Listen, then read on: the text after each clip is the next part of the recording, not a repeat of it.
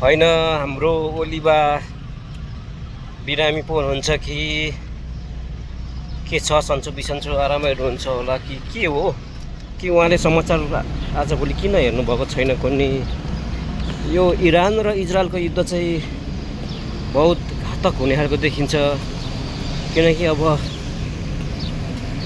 America पनि त्यसमा सामेल भइसक्यो होइन। आजदेखि अब इन्डिया र पाकिस्तानको युद्ध हुँदा त अब हाम्रो केपी बाले होइन मध्यस्थकर्ताको भूमिका खेलेर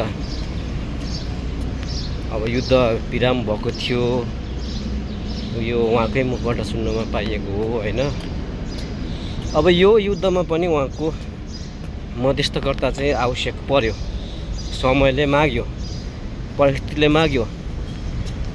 अब त्यो भएकोले गर्दा हाम्रा केपी बाका झोले झम्टा जे भने पनि उहाँले आफै भन्नुभएको छ, हामी झोले हौँ भनेर। सबैले हामी झोले हौँ, म झोले हो भनेर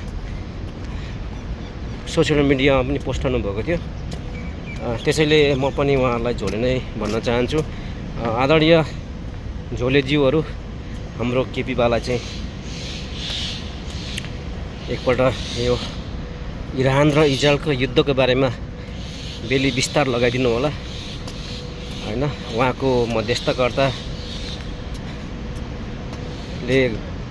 युद्ध रोकियो भने धेरै त्यहाँका बालबालिका, आम सर्वसाधारण होइन, महिला, वृद्ध धेरैको ज्यान